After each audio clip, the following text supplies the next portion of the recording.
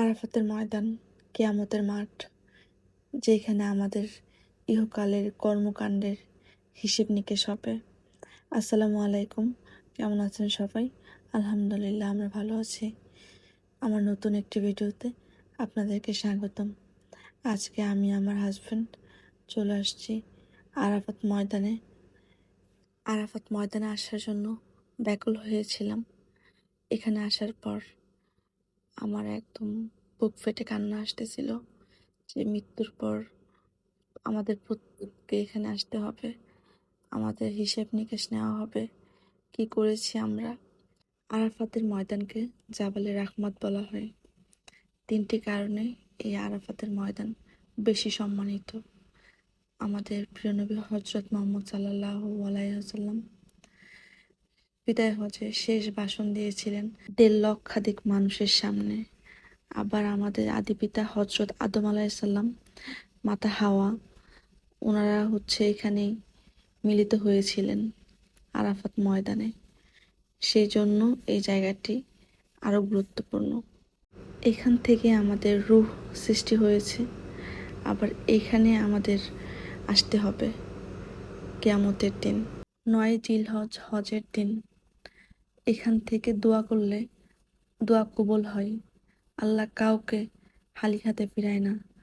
আল্লাহ সেই দিন খালি হাতে ফেরাতে লজ্জা বোধ করেন। সেই দিন যত লোককে ক্ষমা করেন, আর কোনো দিন এইভাবে আল্লাহ পাক ক্ষমা করেন না। আল্লাহ পাক বলেছে হজের দিন 9 জিলহজ, এখান থেকে যে 2 হাত তুলবে আমি কাউকে খালি হাতে ফেরাবো না। সুবহানাল্লাহ। আমার এই জিনিসটা খুবই খারাপ লাগে যে জাবালে নূর পাহাড়ে গিয়েছিলাম, দেখেছি মানুষ পাথরের মধ্যে নাম লিখে আসে। আসলে এগুলা ঠিক না। জাবালে নূর পাহাড় থেকে এই পাহাড়টা তেমন বেশি উঁচু না, 5-10 মিনিট লাগে উঠতে।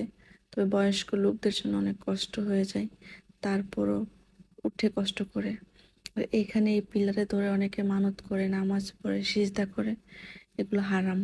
পিলারের গায়ে বড় করে লিখে দেওয়া আছে এখানে কোনো মানত করা যাবে না, পিলার স্পর্শ করে কোনো কিছু চাওয়া যাবে না, সিজদা করা যাবে না। এগুলো একদম হারাম। মৃত্যুর কথা তো সবসময় মনে হয়। এখানে আসার পরে কিয়ামতের দিনের কথা মনে হয়, অনেক কান্না পাচ্ছিল। আমি আমার হাজবেন্ডকে ধরে বলতেছিলাম, কিয়ামতের দিন যেন তোমার সাথে আমার দেখা হয়। অঝরে কান্না আসতেছিল। আল্লাহ পাক যেন আমাদের আবার কিয়ামতের দিন এক করেন। আল্লাহ পাক যেন সকলের গুনাহ খাতা মাফ করে দয়া করে আমাদের সকলকে যেন বিনা হিসাবে জান্নাত নসিব করেন। এই আরাফাত ময়দান এত ছোট থাকবে না, কিয়ামতের দিন বিশাল বড় হবে। আল্লাহ রাসূল, আমাদের প্রিয় নবী হযরত মুহাম্মদ সাল্লাল্লাহু আলাইহি ওয়াসাল্লাম, তিনি বলেছেন ওনার মিম্বারের নিচে হাউজে কাউসার, যেখানে হুতবা দিতেন। কিয়ামতের দিনেও ঠিক নাকি ওনার পায়ের নিচে হাউজের কাউসার থাকবে। সুবহানাল্লাহ। তাহলে বুঝেন, কিয়ামতের দিনও ওনার পায়ের নিচে হাউজে কাউসার থাকবে, ওনার মিম্বারের নিচেও হাউজে কাউসার। তাহলে কত বড় হতে পারে কিয়ামতের মাঠ। সুবহানাল্লাহ। যারা আল্লাহর রাসূলকে মানবে, যারা আল্লাহর বিধি নিষেধ মেনে ইসলামিক জীবন যাপন করবে, হাসরের মাঠে আল্লাহ পাক বেহেশতের সুসংবাদ দিয়ে দেবেন। সুবহানাল্লাহ। আল্লাহ পাক এখানে আসার তৌফিক দিয়েছেন, উমরা করার তৌফিক দিয়েছেন। আলহামদুলিল্লাহ। দোয়া করি আল্লাহ পাক সকলকে যেন বিনা হিসেবে আল্লাহ জান্নাত নসিব করেন। যারা আসে নাই, আল্লাহ যেন সকলকে এখানে আসার তৌফিক দান করেন। জীবনে একবার হলেও মক্কা মদিনা যেন দেখতে পারে, আল্লাহ যেন সেই নসিব করেন। আমাদের সকলকে যেন আল্লাহ পাক সঠিক পথে পরিচালিত করেন, সকলকে যেন হেদায়েত করেন, সেই দোয়াই করছি। আজকের মতো ভিডিওটা এই পর্যন্তই।